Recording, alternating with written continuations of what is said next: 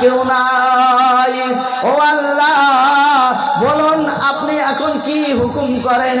আল্লাহ তাআলা যখন হুকুম করে দিবে, ও মালাকুল মউত মৃত হয়ে যাও, দুনিয়া থেকে ফিনিশ হয়ে যাও, এই কথা করার সাথে সাথে মালাকুল মউত সহিয়ের পানি ধরে রাখতে পারবে না।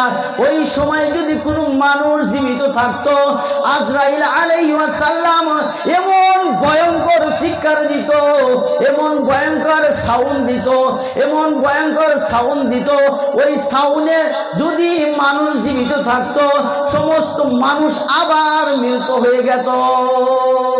আজরাইল আলাইহিস সালামকে যখন আল্লাহ হুকুম করবেন, আজরাইল ইয়া মাউত তুমি মৃত হয়ে যাও, এই কথা বলার সাথে সাথে মালাকুল মউত মৃত হয়ে যাবে।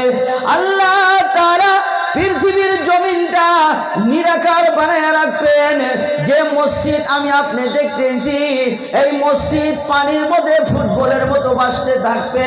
এই ফুটবলের মতো ভাসা দেখা আল্লাহ সবকিছু জানে, জানার পরও আল্লাহ তাআলা জিজ্ঞাসা করবেন, ওই মসজিদ ঘরকে জবান খুলে দেবেন, এই মসজিদের মাটি সমস্ত কিছু শেষ হয়ে গিয়েছে, আসমান জমিন ভাঙ্গা চূর্ণ বিচূর্ণ হয়ে গিয়েছে, তুমি মসজিদ ফুটবলের মতো ভাসতেছো কে? ওই মসজিদ জবান দিবেন, জবান খুলে দেওয়ার সাথে সাথে আল্লাহকে বলবেন, ও রব্বুল আলামিন, আমি মসজিদ এই পর্যন্ত ধ্বংস হব না। ও আল্লাহ, যে পর্যন্ত ওই যে জালিসুর রহমানের প্যান্ডেলের ভিতর থেকে মসজিদকে আবাদ করার জন্য টাকা পয়সা উজাড় করে তোমাকে ভালোবাসা মসজিদ বানাইছে, উনাদেরকে ছাঁটাই করে বাছাই করে যে পর্যন্ত তুমি জান্নাত না দিলা, আমি মসজিদ ধ্বংস হব না, ধ্বংস হব না।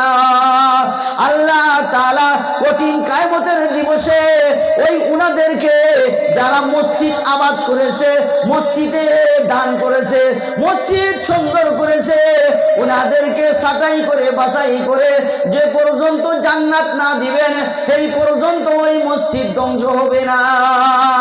আল্লাহ তাআলা ওই মসজিদও একটা সময় ধ্বংস হয়ে যাবে, পৃথিবীর জমিনে কিছু থাকবে না। একটা সময় আল্লাহ তাআলা কিয়ামতের জগৎ আরম্ভ করে দিবেন, সমস্ত মানুষ উলঙ্গ অবস্থায় কিয়ামতের দিবসে উঠবেন, সূর্যটা মাথার উপরে আল্লাহ তাআলা ফিট করে দিবেন, জমিনটা তামা হয়ে যাবে, ওই সূর্যের তাপে মানুষের শরীরের ঘাম এমন পরিমাণ বাহির হবে রে ভাই, নিজের শরীরের গুনাহের কারণে ওই শরীরের ঘামের পানি দিয়া হাঁটু পর্যন্ত হয়ে যাবে।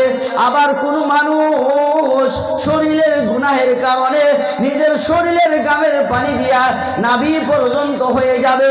আবার কোন মানুষ নিজের শরীরের গুনাহের কারণে নিজের শরীরের ঘামের পানি দিয়ে হাবু ডাবু করবে, আল্লাহকে ডাক দিবেন, ও রব্বুল আলামিন।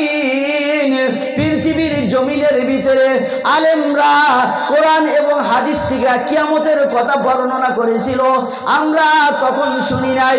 ও রব্বুল আলামিন, এই কিয়ামতের দাঁড়ান থাকাটা ও আল্লাহ সহ্য হয় না, সহ্য হয় না। আল্লাহ, যদি আমরা জাহান্নামী হই জাহান্নামে দিয়ে দাও, আর যদি জান্নাতি হই জান্নাতে দিয়ে দাও। ও আল্লাহ, আমাদেরকে তুমি তাড়াতাড়ি এই কিয়ামতের দিবস থেকে হাঁটাও। আল্লাহ তাআলা ফেরেশতাকে ডাক দিবেন, ও ফেরেশতা শুনো, পৃথিবীর জমিনে কাউকে আমি 70 বছর দিয়েছিলাম, কাউকে 80 বছর দিয়েছিলাম, কাউকে 90 বছর দিয়েছিলাম।